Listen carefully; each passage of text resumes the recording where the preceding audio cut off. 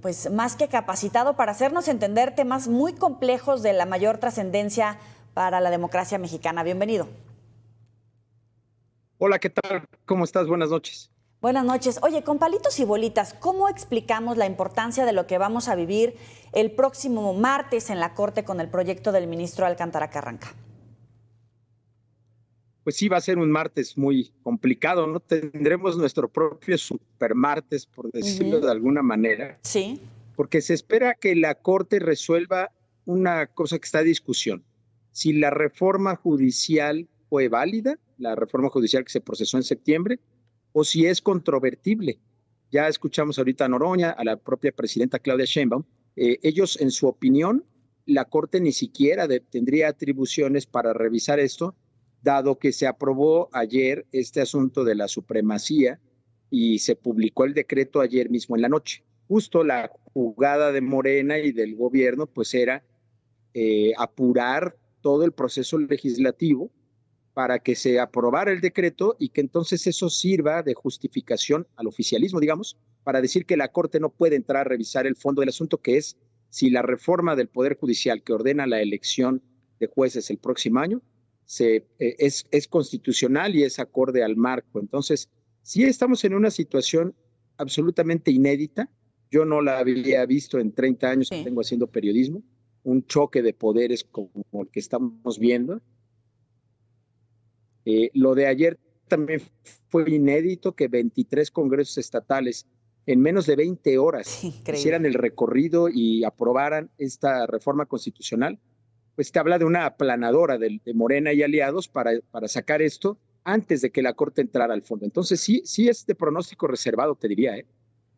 Oye, pero al final es una etapa de culminación de un régimen de gobierno como lo conocíamos, que puede ser el camino hacia la madurez de la democracia mexicana o puede ser la pulverización de las instituciones, de los pesos y contrapesos, y algunos dicen que hasta de la democracia mexicana. ¿Tú dónde pondrías el rango?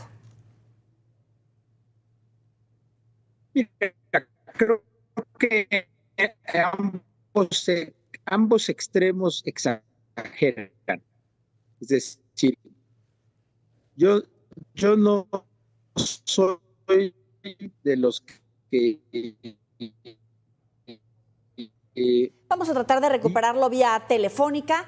Es Ernesto Núñez Albarrán. Geran, si nos vamos a los extremos. Sí, exactamente, porque mira, no es tampoco, efectivamente estamos en una crisis constitucional en el sentido de este choque de poderes, ¿no? Pero la verdad es que al final, pues sí va a ser una elección, o sea, la gente tendrá que irse acostumbrando, porque es una reforma constitucional que ya entró en vigor, ya incluso el propio Instituto Nacional Electoral ha dicho más o menos cuánto va a costar, cómo se va a hacer la elección. Y si bien es una elección inédita, una elección que nunca había ocurrido, pues la verdad es que también decir que el hecho de que la gente vaya a votar por jueces, por magistrados, es una regresión autoritaria, pues habrá quien te diga exactamente lo contrario, ¿no? Hoy en día los jueces, los magistrados, los ministros, los deciden unas cuantas personas. Entonces, desde ese punto de vista no está mal. Yo no critico en sí mismo la elección, ¿sabes? Lo que sí me parece que sí fue un golpe duro al régimen constitucional vigente desde 1917 fue lo que se aprobó ayer. Esta reforma de supremacía constitucional que le permite a la mayoría actual blindar sus reformas. Es decir, si mañana ellos hacen una reforma a la Constitución en la que digan que por ejemplo, desaparecen una de las dos cámaras del Congreso, pues ya no va a haber nadie que pueda pronunciarse o recurrir en contra de eso, porque esta reforma de supremacía constitucional blinda cualquier cambio que hoy se haga a la Constitución. Entonces, esto es muy peligroso porque se podrían aprobar reformas constitucionales prácticamente para todo. Y eso, pues la verdad es que sí nos lleva a un escenario pues más parecido al del régimen autoritario del partido hegemónico del siglo XX, que al régimen de pluralidad política, de alternancias que habíamos estado viviendo en este siglo XXI, ¿no?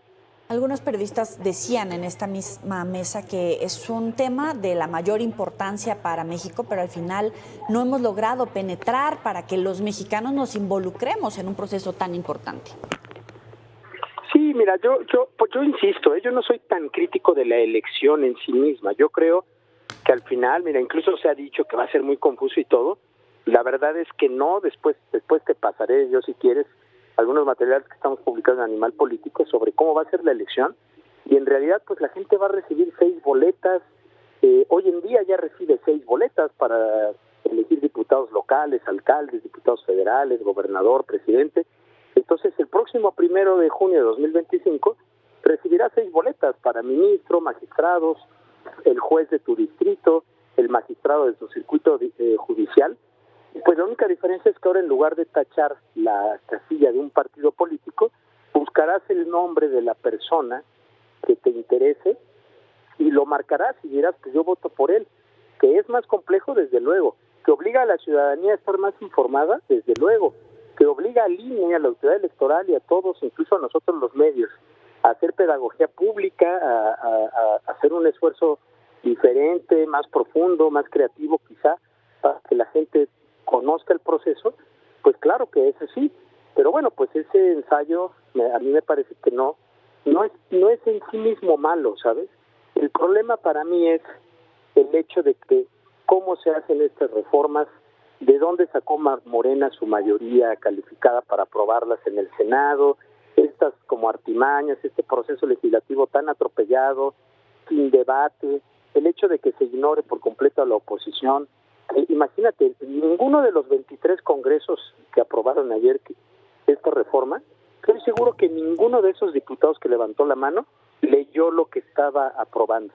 Eso es lo que a mí me parece grave y que sí son signos de regresión antidemocrática. La elección en sí misma no, pero ojalá se hubiera hecho bien, ¿sabes? Bueno, pues Ernesto, te tomo la palabra para que puedas venir aquí, explicarnos con todos estos materiales de investigación periodística de Animal Político y compartirlo con la mayor cantidad de población, de audiencia, para efectivamente hacer esta labor de pedagogía y que cada quien tome sus propias decisiones. Gracias por estos minutos para Mega Noticias. Cuando gustes. Muy buenas noches, que estés muy bien. Buenas noches.